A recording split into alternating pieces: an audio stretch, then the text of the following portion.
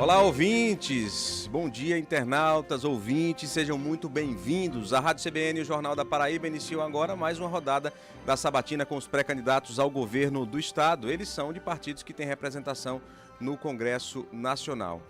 A ideia é que você, nesse momento de pré-campanha, antes da campanha propriamente dita, comece a conhecer as ideias, as propostas, os projetos dos pré-candidatos ao governo. Hoje, nosso sabatinado é o pré-candidato ao governo pelo MDB, Veneziano Vital. A ordem foi definida por meio de sorteio com assessores. Participam comigo desta sabatina os jornalistas Angélica Nunes, aqui em João Pessoa, e João Paulo Medeiros, em Campina Grande.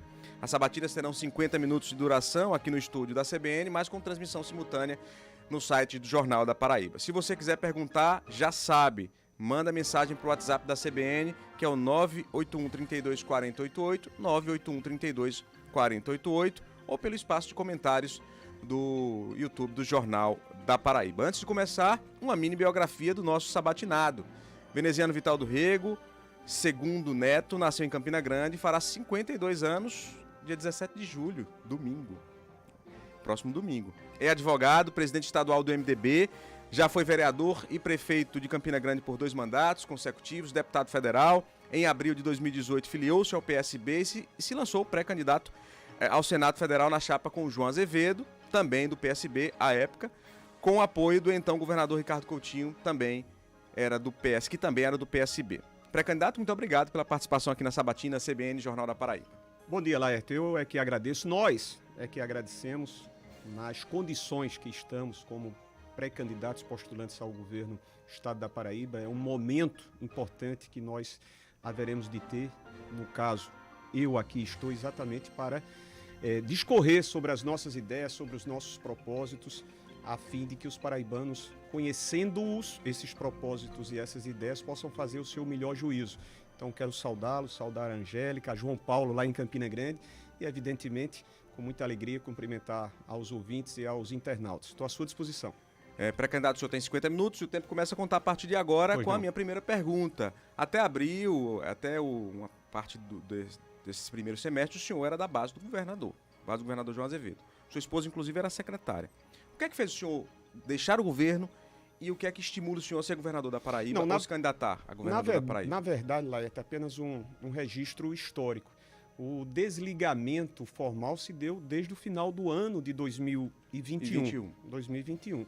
Apenas houve, em fevereiro para março, o lançamento das pré-candidaturas na composição que nós fizemos. MDB, conosco como candidato ao governo, e o ex-governador, hoje companheiro de chapa, candidato ao Senado Federal, Ricardo Coutinho. O que fez foi um distanciamento, não meu, mas uma opção de João Azevedo, atual governador, de afastar-se daquilo com o qual nós, quando em 2018 estivemos formando uma chapa, nos comprometendo com um projeto administrativo, um projeto de gestão dinâmica, que buscasse dar sequenciamento a conquistas verificadas, a conquistas que nós, paraibanos, podemos ter tido e desfrutado, né, a cada uma delas. Como também as opções dele próprio no tocante às opções político-partidárias. Eu estive com João, e pode até ser surpreendente, durante o ano de 2021, na condição de senador, cumprindo todas as minhas rigorosas obrigações como senador da República, inclusive algumas dessas tendo uma participação para a viabilização dos recursos de operações de crédito na ordem de R$1 bilhão, mas eu só tive a oportunidade de falar com João Azevedo, com o governador, uma única vez.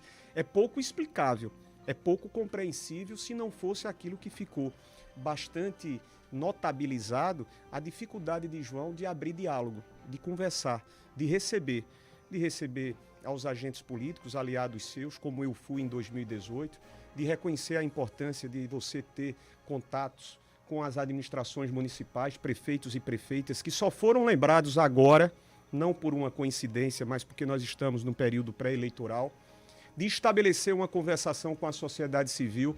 Notadamente, todos nós vamos nos lembrar o quão difícil foi para que João se sentasse à mesa com representantes de setores que queriam discutir a formulação dos decretos no período de pandemia. houve setores que tinham que se reunir em manifestações às portas do Palácio da Redenção ou da Granja Santana. Então foi uma opção. João optou em abandonar aquilo que nós defendemos como gestão pública em 2018. Em 2019 ainda tínhamos alguns momentos para que nós pudéssemos ponderar, existia uma relação. Em 2020, na pandemia, assim o fizemos, mas em 2021 ficou muito claro. Eu estive com o João, só para ressaltar, em março de 2021, sob a autorização dos meus companheiros do MDB, estávamos já naquele mês assumindo a responsabilidade de presidir a nossa legenda, para mim muito honrosa responsabilidade, foi quando eu estive com ele. Qual o peso que o PT tem, por exemplo, na decisão do senhor ser pré-candidato ao governo do Estado? Ah, claro. O peso, não inclusive, havia... do apoio, do possível apoio desse presidente Não Lula. há e nunca desconheci, até porque sempre fui de compartilhar e sempre fui de registrar as importâncias. Eu não tomo para mim as responsabilidades dos feitos, das conquistas, não.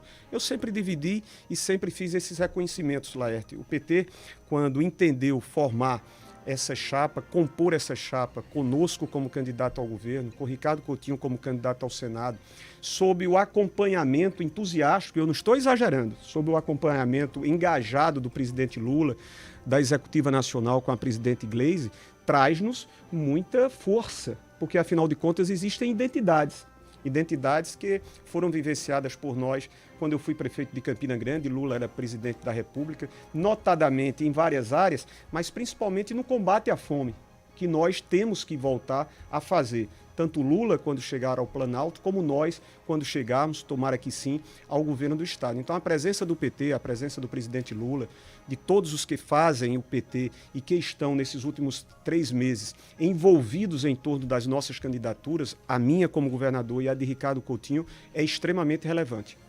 Angélica. Ainda do PT, o senhor votou pelo impeachment da ex-presidente Dilma, algo que vem sendo lembrado não só por opositores, mas por uma ala petista que critica a sua pré-candidatura nessa composição com o PT. O senhor se arrepende desse voto e como vai lidar com essas críticas, levando-se em conta que o senhor está tentando buscar esse palanque exclusivo de Lula aqui na Paraíba? O palanque ele está formado, Angélica, isso é fato vencido. A posição do presidente Lula já foi exposta, reiterada, repetida essa semana, até ontem mesmo nós nos encontrávamos com o presidente Lula. Estaremos mais uma vez segunda-feira em reunião com os representantes de 10 diretórios do MDB e fomos nós na Paraíba, é bom que nós salientemos, o primeiro diretório em nível estadual a assumir o compromisso com o presidente Lula. O presidente Lula, nessa ocasião, dizia: nós temos que olhar para frente e ter o entendimento da grande responsabilidade que nós, brasileiros, temos de reorganizar, de repacificar, de reharmonizar.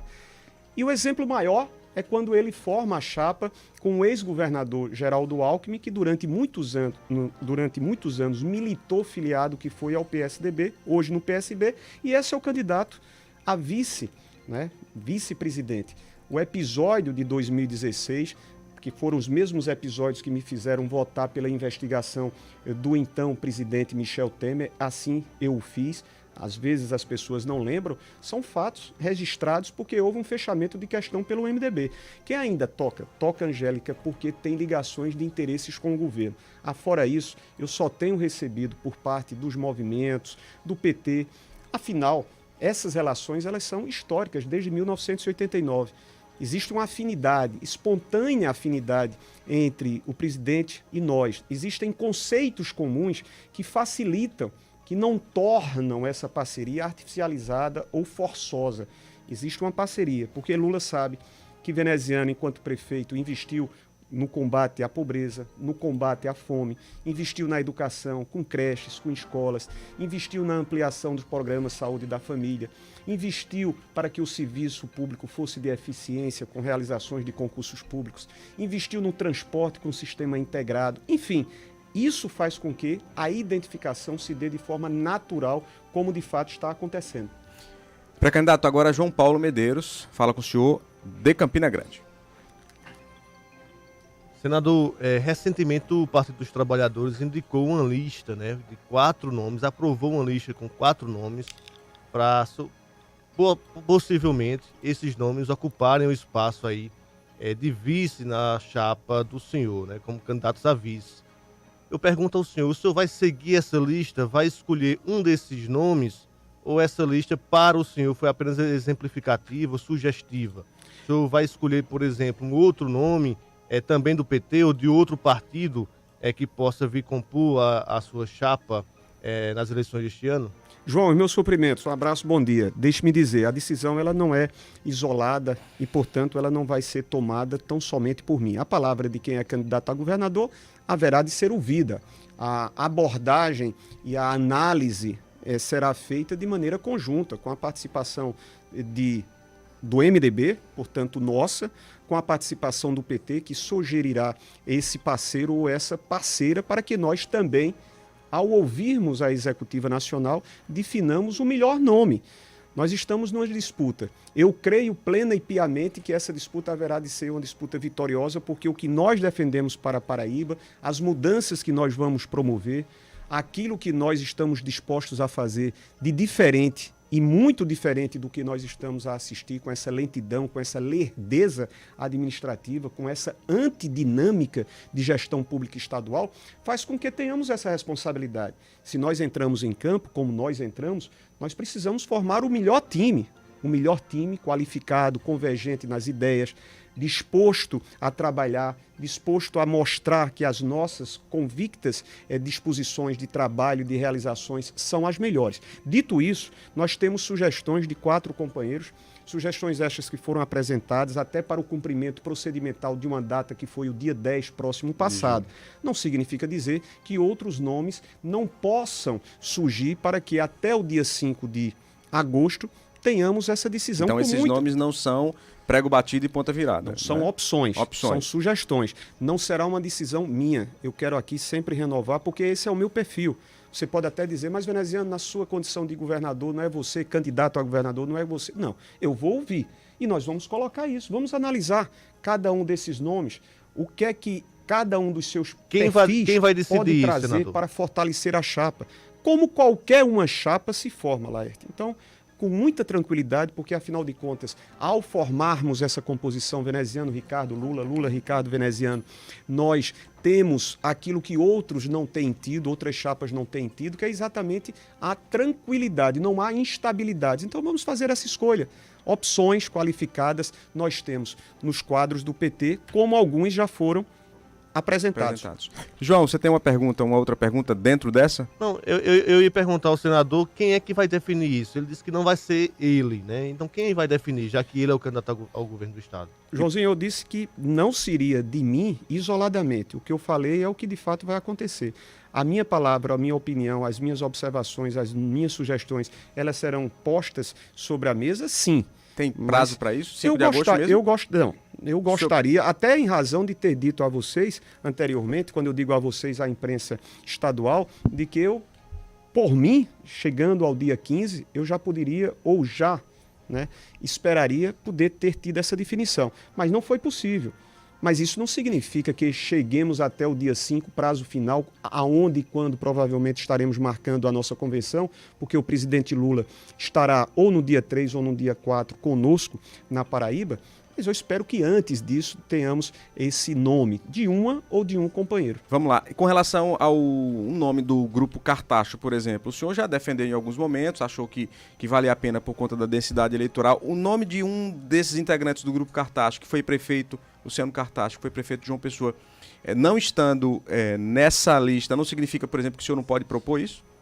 Como eu te falei, a lista... O que é que o senhor acha, por exemplo, de Maísa Cartacho, Lucélio Cartacho? Nomes qualificadíssimos e não foram desconhecidos. O que nós tivemos foi o compromisso procedimental da apresentação de uma lista com 4 companheiros qualificados, integrantes, engajados ao projeto, como eles têm demonstrado, vinculados ao histórico do PT, como cada um dos mesmos já publicamente realçados por vocês, mas também na abertura de outras sugestões que podem ocorrer. Ou seja, sugestão pode ocorrer ou sugestões podem ocorrer. Mencionar o nome da senhora Maísa ou o nome do ex-candidato ao Senado, Lucélio, é fazer apenas a ratificação daquilo que eu já dissera em outros momentos. Não há como desconhecermos essa importância e, portanto, não há como desconhecer que são opções, ao meu ver, importantes para esse debate. Pré-candidato, a gente tem perguntas aqui de nossos ouvintes, né? Vamos começar a falar mais de propostas. O Evanilson Cosmo pergunta ao senhor o seguinte: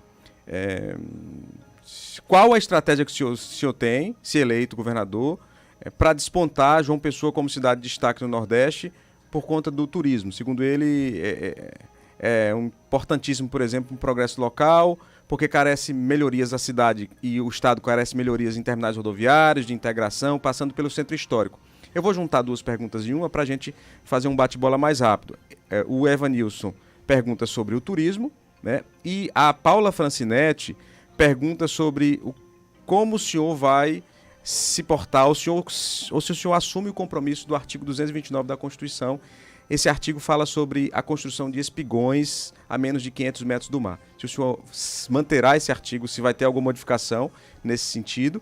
E o Evanilson pergunta sobre o turismo. Eu penso que a manutenção e o respeito à legislação que estabelece tem demonstrado uma resposta por parte da própria população pessoense favorável, afirmativamente favorável. E quando você expõe comparativamente a outras realidades de capitais, você observa o quão diferente em termos de atração, o quão diferente em termos de diferenciação para quem vem ao nosso estado. Nós não queremos limitar, nós não queremos desconhecer investimentos que devam e precisam ser feitos na construção civil, mas sem perder de vista os seus limites legais.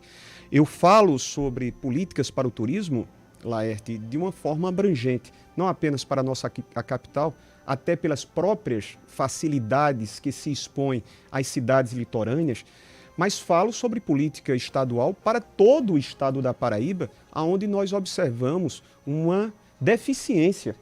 Deficiência quando você vai a outras regiões, e um dos pontos marcantes que nós queremos dotar de atenções é a descentralização de crescimento, a descentralização do desenvolvimento regional.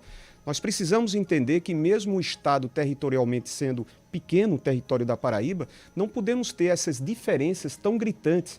Regiões como do Cariri, como do Curimataú, regiões como do Seridó, que terminam tendo um despovoamento por falta de opções para que as próprias pessoas lá permaneçam fixadas. E isso tem uma parcela negativa à ausência por parte do Estado. O investimento em políticas para o turismo, do turismo religioso, do turismo de aventura, do turismo de litoral, do fortalecimento e capacitação da nossa mão de obra, que é um dos pontos que nós precisamos muito nos voltar, porque ainda há um déficit em termos de atenções e de investimentos nesse setor. Que ferramentas seriam usadas para isso? Olha, das parcerias. Né? Afinal de contas, você tem instrumentos, nós temos órgãos estaduais que podem celebrar com o nosso trade turístico. Eu não estou aqui a fazer menções de que tudo seja de responsabilidade do Estado, não. Mas você tem a PBTU, você tem a própria secretaria, você pode ampliar em parcerias nacionais. O Brasil se ressente muito disso, porque nós temos pouco mais de 7% de exploração, e quando você coloca e faz paralelos de países, e você conheceu detidamente realidades como Portugal, como Espanha, países que têm menos atratividade do que o nosso país sob o ponto de vista turístico e que tem uma movimentação do seu PIB gigantesca. Então, para João Pessoa, infraestrutura, sim, nós temos que ver a infraestrutura. O polo turístico Cabo Branco, por exemplo, é um ponto, inclusive, abordado por Edvanilson.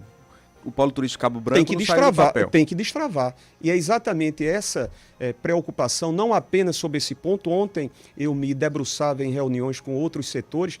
Há um gigantesco, e se não gigantesco, há um excesso de burocratização em vários setores da administração local, da administração estadual, que termina por se fazer em efeitos nocivos aos setores produtivos. Ontem eu me reunia com o Sindalco e eles falavam sobre essa situação. Você está trazendo aqui no ponto turístico, ou seja, está travado.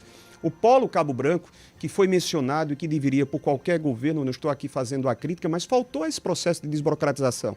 Faltou a disposição. Aquilo que eu menciono num governo lento, num governo lerdo, num governo que não agiu, num governo que não se dispôs a destravar, a desburocratizar, nós precisamos consertar. uma das ações é exatamente desenvolvermos para o Polo Cabo Branco as condições de investimentos que estavam apalavrados, mas que até esse momento não se veem efetivados. Pré-candidato, uma pergunta que me veio à cabeça agora. O que é que o senhor fez, o que o grupo do senhor fez até quando o senhor estava no governo para tornar esse governo mais rápido e não tão lento como o senhor critica? Olha, não, muito. Se você observar, se você trouxer para a saúde os investimentos que foram e as respostas que nós tínhamos, desde as construções que foram feitas de novas unidades como o Metropolitano, aqui de Santa Rita, de João Pessoa, como a unidade lá de Cacimba de Dentro, como a ampliação do Hospital de Trauma, como o Hospital do Bem, lá em Patos, com novos equipamentos e novos serviços. Se você puxar para a educação, nós tivemos um acréscimo. Hoje nós estamos em 17ª posição em termos do IDEB.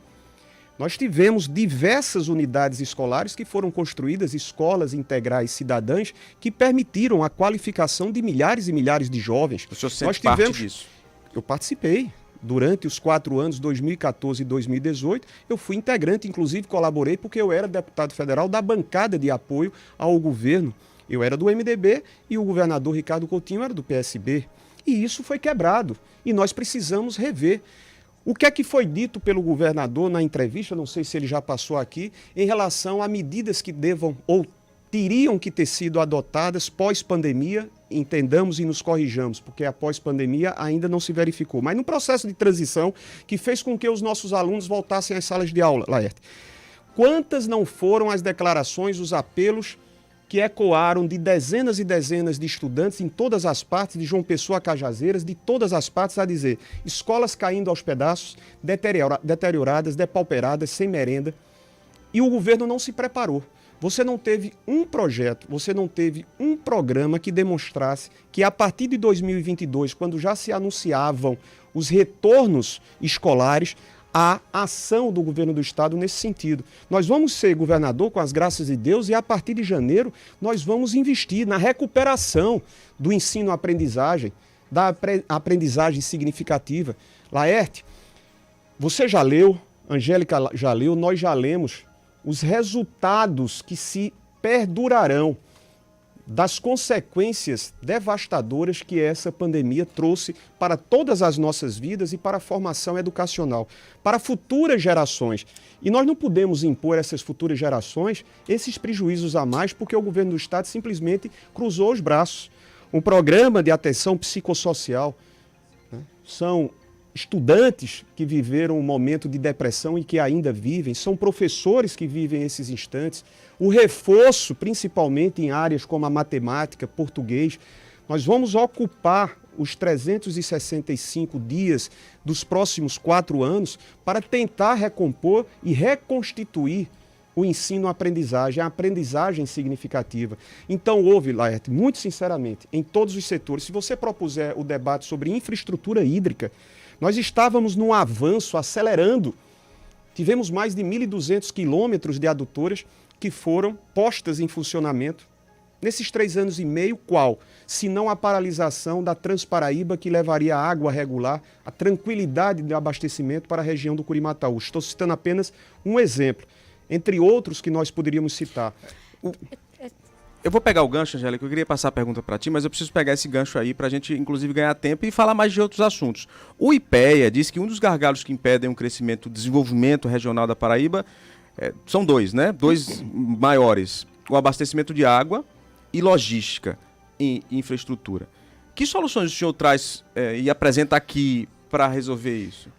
Quando você não tinha, você imagina, isso causa uma indignação, sinceramente. E deve causar a todo e qualquer cidadão. Quando você falava sobre a falta de logística, quando você fala sobre levantamentos que o IPEA trouxe... Não, exato. Que é o Instituto de Pesquisa Econômica Aplicada. Exato.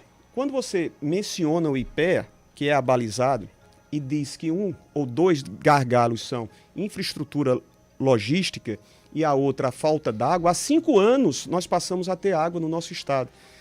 E há 5 anos, há 4 anos... praticamente, porque essas águas começaram a chegar pelo eixo leste em 2017, segundo semestre de 2017.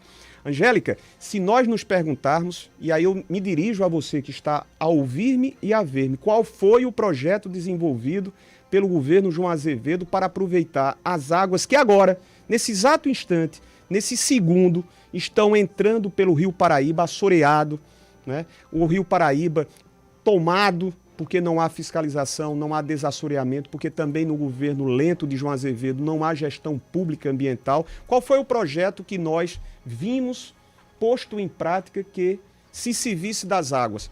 É uma coisa absurda. Se você vivesse outros tempos, onde a transposição do São Francisco e a sua integração não tivesse se efetivado, tudo muito bem, nós temos que aproveitar. Laerte Cerqueira, o meu compromisso é de acabar o isolamento hídrico. E eu não estou dizendo isso como um compromisso vão. A água nós temos. Nós temos pela chegada do eixo norte no sertão, nós temos pela chegada do eixo leste, precisamos acelerar a conclusão do Acauã-Araçagi e o meu compromisso é em janeiro, fevereiro, disponibilizar 7 milhões de reais e autorizar a realização do projeto executivo, que é o que falta para que nós venhamos a dar sequenciamento ao terceiro eixo para o Vale do Piancó. Você já imaginou que João teve durante 3 anos e meio a oportunidade de disponibilizar 7 milhões e meio de reais, o que é nada, para um governo que só fez arrecadar, resolveria a questão do Vale do Piancó e não o fez? Esse é o meu compromisso, porque é um valor pequeno. E isso quem me disse foi o próprio ministro, o novo ministro de Desenvolvimento Regional. Então, não é algo difícil, muito antes pelo contrário. Acabar o isolamento hídrico, como o Ricardo Coutinho acabou o isolamento de 54 municípios que não tinham acessibilidade entre si através de asfaltamento, é algo plenamente praticável, porque a água nós já passamos a tê-la. Angélica. Então, eu queria puxar a parte da educação. O senhor falou dessa questão da educação, do despreparo, e o senhor votou a favor da redução da alíquota de ICMS. O governo prega, inclusive, que um dos impactos maiores nessa redução é no dinheiro destinado à educação. Caso eleito, como o senhor fará para equacionar essa perda? O governo fala só nesse próximo semestre de 750 milhões, então para o ano que vem é o dobro no mínimo.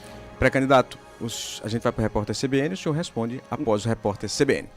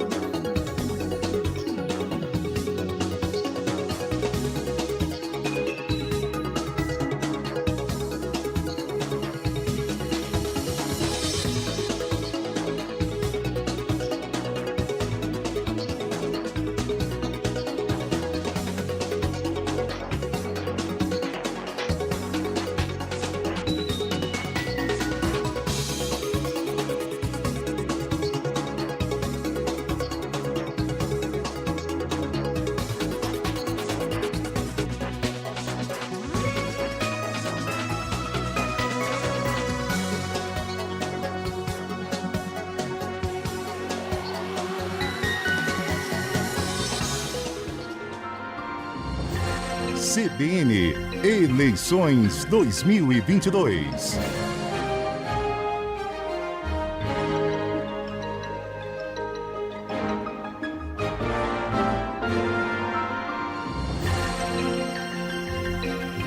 Olá, ouvintes e internautas, estamos de volta com a sabatina CBN Jornal da Paraíba, com o pré-candidato ao governo do estado pelo MDB, veneziano Vital do Rego. Angélica Nunes deixou uma pergunta para o senhor: como recuperar as perdas com relação por conta da redução do ICMS, aí, por conta dessa nova lei do governo federal? Primeiro, é importante que se registre. Se tem um responsável por situações como estas geradas nos altos preços dos combustíveis praticados nesses últimos anos é o governo federal, é o presidente Jair Bolsonaro.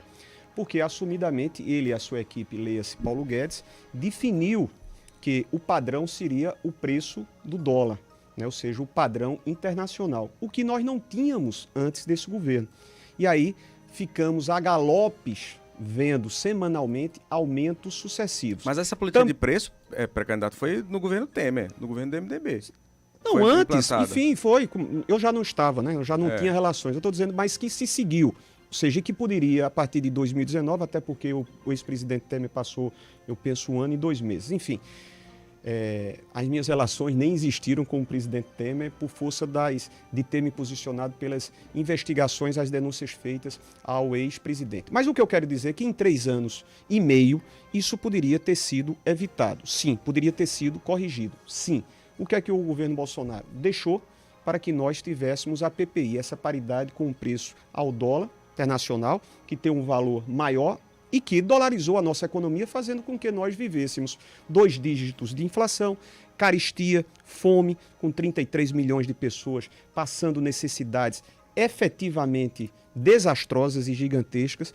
Então, a correção deveria ser por parte do governo. Dito isso, desconhecer que os governos estaduais estavam cobrando percentualmente valores a mais de ICMS sobre esses serviços, não é possível que nós desconheçamos. Os governos nunca receberam tanto, inclusive receberam tanto na crise. Se você faz o levantamento e, paralelamente, observa o quanto o governo do estado da Paraíba arrecadou e que, lamentavelmente, o governo da lentidão, o governo da falta de planejamento, o governo da falta de iniciativa, o governo da falta de comprometimento para combater a fome não fez, não convertendo o que arrecadou, porque só pensou em política fiscal, arrecadar, com ICMS alto, com a inflação aumentando, você observa que era possível. Tanto verdade é, Angélica, que quando nós votamos esse texto, votamos por recompor e derrubamos o veto presidencial para garantir essa recomposição, comprovadas que sejam as perdas dos estados. Então não é justificativa. Não é justificativa que com 18% cobrado de ICMS, o governo não possa fazer. Poderá sim. Agora, não dá para você ter um governo que simplesmente se preocupe em arrecadar e não converta em benefício da sociedade. João Paulo. Senador, o senhor se apresenta aqui na Paraíba como candidato do ex-presidente Lula, né, nas eleições deste ano. E como a gente mesmo percebe, é um crítico ferrenho do atual presidente Jair Bolsonaro e do governo federal. Só que recentemente, semanas atrás, o Senado Federal aprovou a PEC dos benefícios sociais, que visivelmente é uma proposta eleitoreira que beneficia o projeto de reeleição do presidente Jair Bolsonaro. Aí eu pergunto ao senhor, o senhor votou favorável a essa PEC dos benefícios sociais, que foi agora referendada pela Câmara Federal. Por que o senhor votou favorável a uma proposta que beneficia o projeto de reeleição do presidente? O senhor teve medo da pressão popular que apoia o aumento do Auxílio Brasil, por exemplo? João, eu e mais 70 senhores e senhoras senadores votamos favoravelmente a PEC, identificando-a com o propósito eleitoreiro, porque não é a sensibilidade do atual presidente em relação aos 33 milhões de cidadãos que estão passando fome. Não é a sensibilidade do atual presidente em relação aos profissionais, né, que fazem dia a dia a economia movimentar-se, os caminhoneiros. Até porque os problemas em relação aos caminhoneiros, os problemas em relação ao alto preço de cada combustível, os problemas relacionados aos milhões de desassistidos, de famintos, de pessoas que estão em filas para ter acesso a osso, isso não é de agora. Isso há alguns meses, no início dessa gestão, você já se verificava. O Brasil voltou a estar no trágico mapa da fome da Organização das Nações Unidas. Quando o Bolsonaro se apresenta nesse instante, o faz com esse propósito, de fundo político eleitoreiro. Mas imagine você, João, imaginemos nós presentes, nós que não sabemos o que é fome, nós que nunca soubemos o que é a dificuldade de amanhecer, porque sempre tivemos a certeza do prato de comer, na hora certa, ou quando desejássemos ter, 33 milhões de pessoas sem ter a segurança mínima de ter um prato de comer. Como é que eu poderia votar contra isso? Absolutamente. Nem eu, nem os 71 outros senadores, como também na Câmara. Até me chamou a atenção o fato de 2 representantes da Paraíba terem votado na Câmara dos Deputados contra. Porque, de fato, é desconhecer essa realidade excruciante. Mesmo Bolsonaro tendo feito para acabar em dezembro essa ajuda de R$1.000 para os caminhoneiros, para acabar em dezembro os R$200 a mais no Auxílio Brasil, rebatizado, que é o programa Bolsa Família do presidente Lula, eu não poderia. Eu não estaria conscientemente bem comigo ao saber que não tinha participado com R$200 a mais para garantir um de comer, como nós costumamos falar, a essas milhões de pessoas. Foi por essa razão que eu votei e votaria, não desconhecendo o propósito do presidente da República, que é o de fazer, por meio dessas medidas, ações que possam produzir, e as pessoas estarão cientes e conscientes que esse é o intuito, propósitos político-eleitoreiros. Você acredita que as pessoas vão entender que é um propósito eleitoreiro?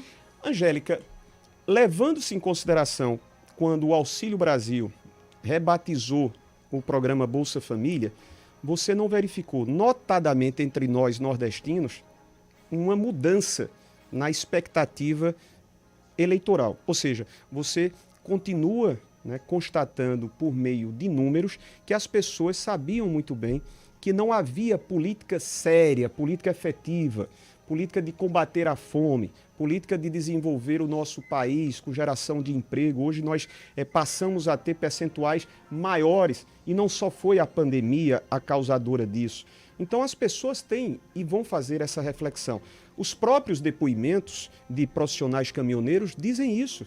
Ou seja, essa ajuda é muito aquém da expectativa que os mesmos nutriam, porque de fato é uma ajuda pequeníssima ante aos aumentos que nós vimos por força de uma política de paridade internacional ao dólar. Pré-candidato, 2 perguntas de ouvintes, internautas aqui. O Josinato Gomes, Sim. Ele pergunta o seguinte: como o senhor tratará a CAGEPA e o DETRAN, órgãos que têm tantos problemas com a população? Primeira pergunta, Josinato Gomes, sobre a CAGEPA e o DETRAN.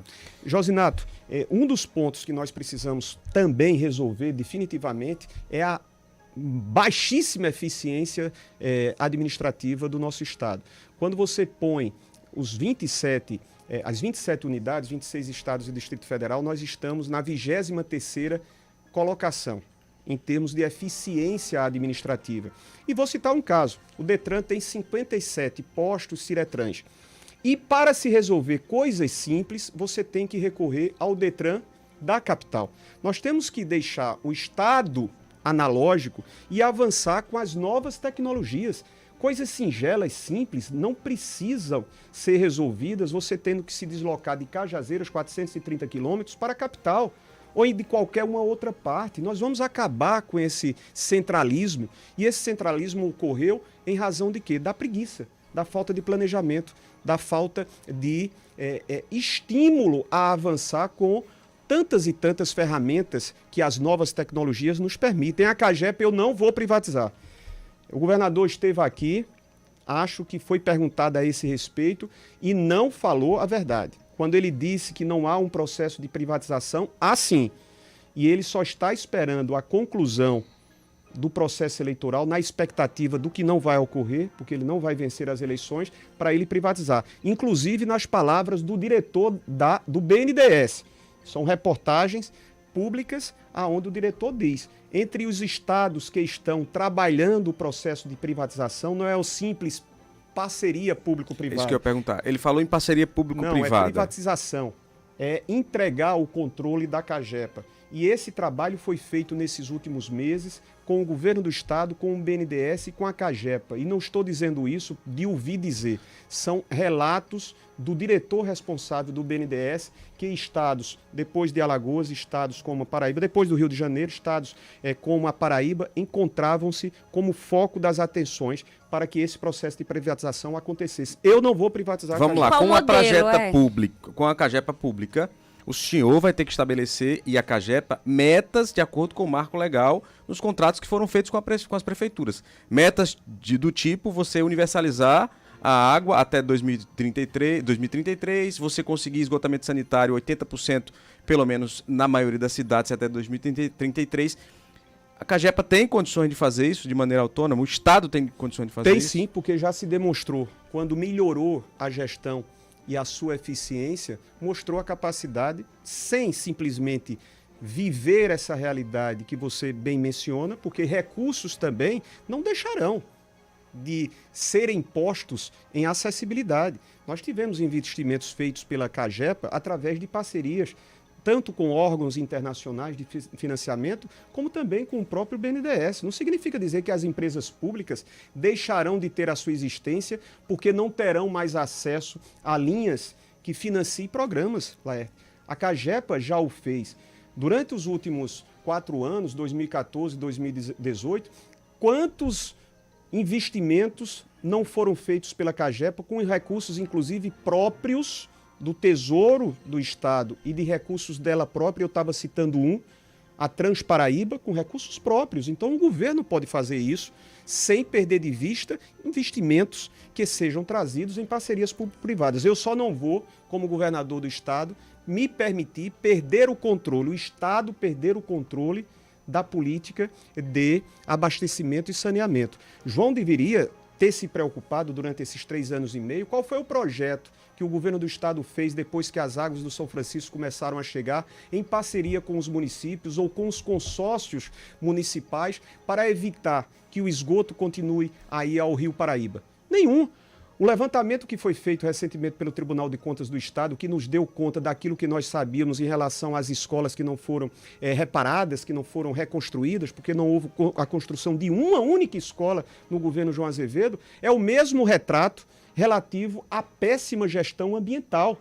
Não houve gestão ambiental, porque não houve quaisquer investimentos. Então, ele está aguardando, o atual governo está aguardando o processo fim do eleitoral para, caso viesse a vencer, e não haverá de vencer, ele privatizasse a Cagepa. Pré-candidato, eu tenho uma pergunta aqui do Edson Marinho. Ele fala o seguinte: gostaria de saber sobre os 9 inquéritos que o senhor responde na Justiça.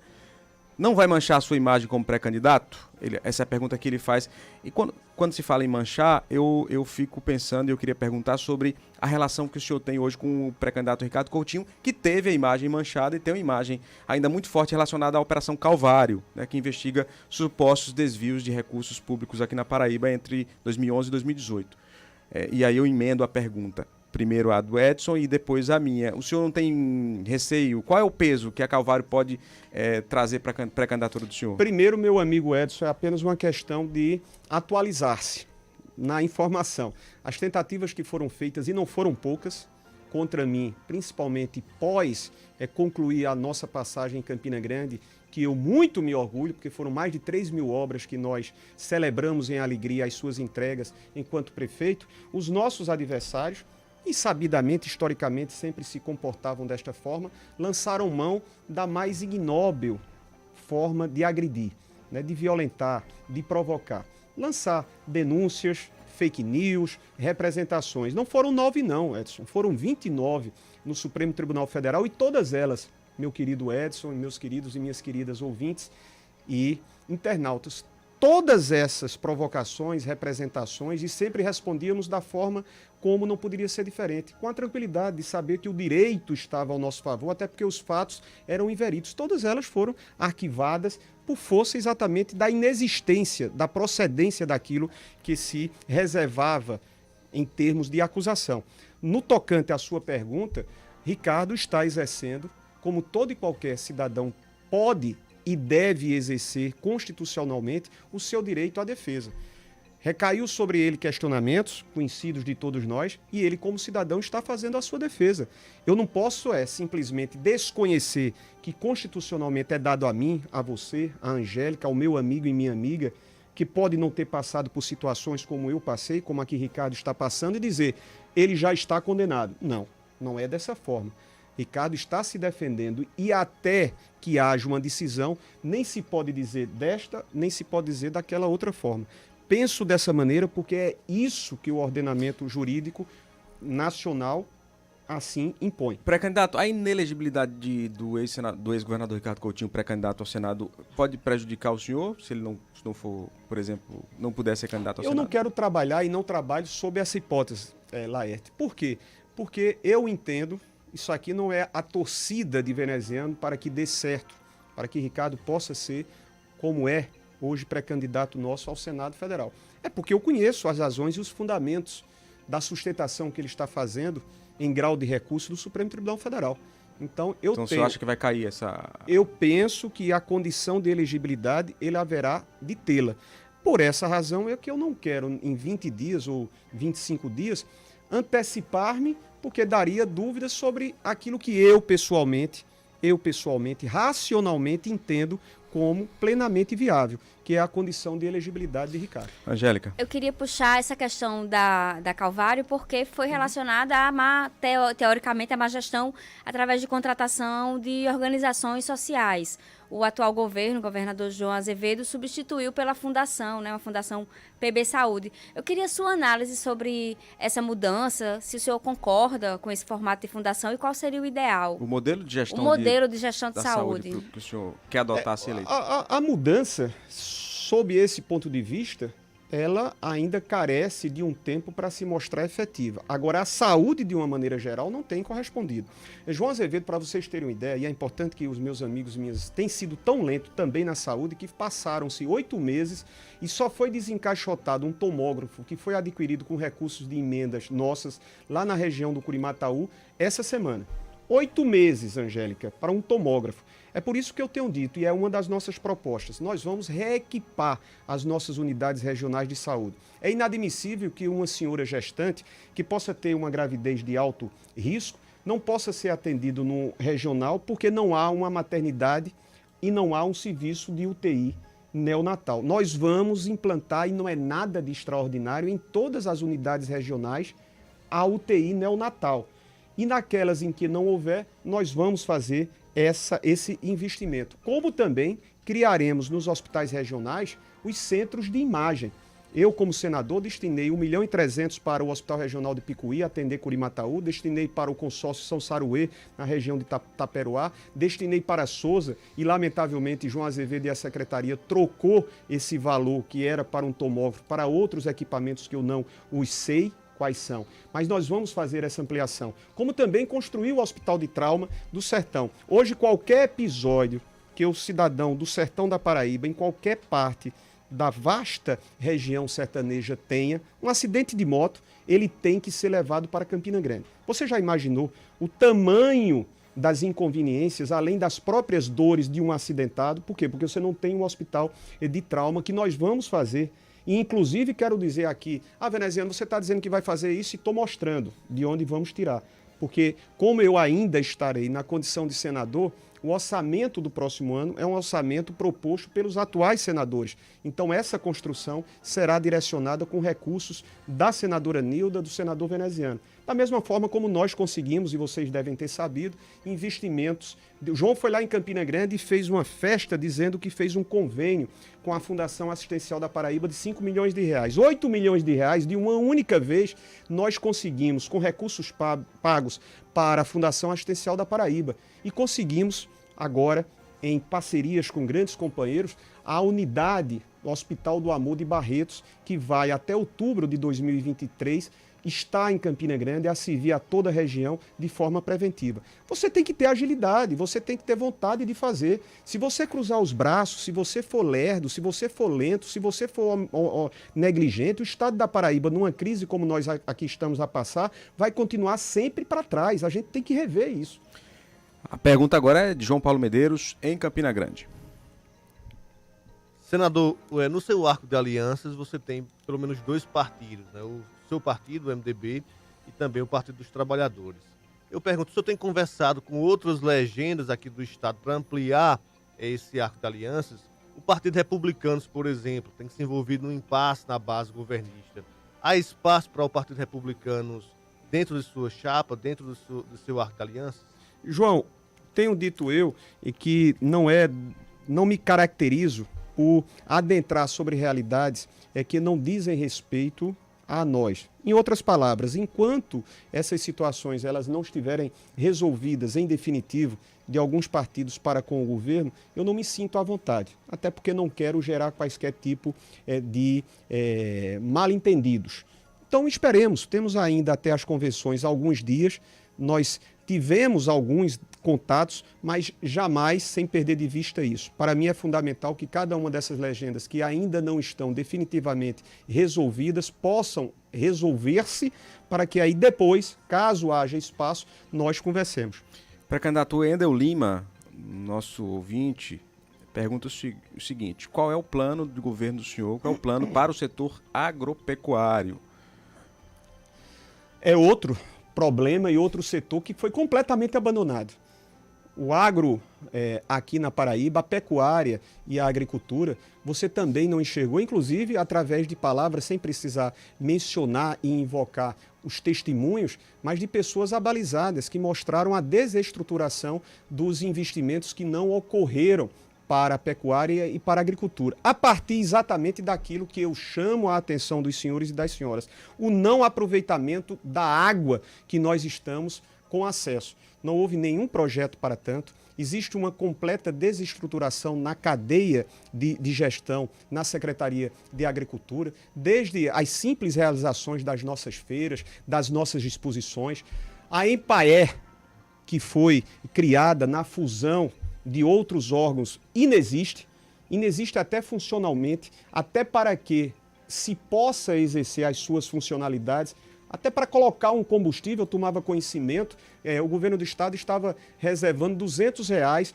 por carro para fazer as atividades que a EMPAER teria por competência de realizá-las. R$200. Imagine os senhores e as senhoras. Então nós temos que aproveitar as condições que nos são dadas através da chegada das águas do São Francisco, o caso mesmo das várzeas de Souza, o perímetro irrigado precisa ser redinamizado lá de São Gonçalo, ao cabo do canal de Acauã-Araçagi, utilizar as águas que também são do São Francisco para que nós expandamos a presença na agricultura e no agronegócio. Como eu dizia aos senhores ontem, como estou a fazer em reuniões permanentes com setores produtivos, mostravam-se preocupados porque o Estado não investiu para que esses setores pudessem viabilizar irrigações. A produção para o etanol aumentaria e isso significaria o quê? Significaria responsabilidade também ambiental. Então nós vamos tratar essa questão da pecuária, do agronegócio, dos arranjos. Vou citar um caso muito claro, como se você faz gestão, dá certo. Gera oportunidades, que é um dos maiores problemas que nós temos, emprego e fome no nosso estado. O arranjo lá de Cabaceiras e da Ribeira. Quão bem aproveitados são para uma região com as suas dificuldades do Cariri e que tem gerado, ao longo desses últimos 10 anos, oportunidades para tantos que não se permitiu imaginar. Não é nada do outro mundo, Laerte. Agora, basta que o governo do estado se consossie com os nossos municípios. Agora, tem um governador que só recebe prefeito só em véspera de eleição, tem um governador que não dialoga com os setores da sociedade civil, aí é difícil. Eu fui prefeito, e me permito dizer, nunca deixei de receber e nunca deixei de procurar, porque gestão pública se faz através do diálogo. E por ter havido a ausência desse diálogo é que nós estamos em situações precárias, seja na área de saúde, na área da educação, a fome. Nós temos um projeto que é o de investir R$1 milhão por dia. Se você pega o valor utilizado pelo atual governo através dos recursos do Fundo de Combate e Erradicação da Pobreza, menos de 29% foram destinados para o combate efetivo e a erradicação da pobreza. Ou seja, não houve sensibilidade por parte do governo no tocante à fome que campeia no nosso estado. Os dois programas estão na mesa, por exemplo, o Restaurante Popular não timidamente. Não, Laerte, nem de longe, Laerte. Olha, vou te citar outro caso. O senhor tem 1 minuto para considerações finais. Pois bem, só para citar o descaso, o descompromisso com essa questão que para mim é a mais importante, que é combater a fome dos paraibanos, eu destinei R$1,5 milhão e faz 8 meses que sequer licitada foi a obra de um novo restaurante popular em Campina Grande. Isso é a demonstração cabal de que João Azevedo não tem esse compromisso. Está na mesa, mas se tornou uma iniciativa eleitoral de poucos meses para cá, evidencie-se pelas atitudes do que propriamente esse compromisso. Compromisso nós teremos, porque R$ 1 milhão por dia serão destinados através de cartão da alimentação, através da merenda de janeiro a janeiro para os nossos estudantes, e isso é possível fazer, inclusive se valendo de recursos que são arrecadados da cobrança da taxa de geração distribuída de iluminação pública. Pré-candidato, muito obrigado, viu? Pela participação aqui. Em cima. Muito obrigado pela participação aqui na Sabatina CBN Jornal da Paraíba. Agradeço você, ouvinte, internauta. A gente não conseguiu, obviamente, fazer todas as perguntas que recebemos, mas fica o nosso agradecimento a quem participou aí e nos ouviu. Algumas respostas foram dadas de maneira transversal. Por exemplo, agradecemos ao Johnson, ao João Viegas, ao Manuel Figueiredo, ao Charles, ao Anderson Luiz. Muito obrigado pela participação. Na próxima quarta-feira tem o nosso último sabatinado, Nilvan Ferreira, pré-candidato do PL. Nós agradecemos muito a participação de vocês. Já sabe, a sabatina fica no site da CBN, também fica no YouTube do Jornal da Paraíba. Tá bom? Tchau, tchau. Até semana que vem.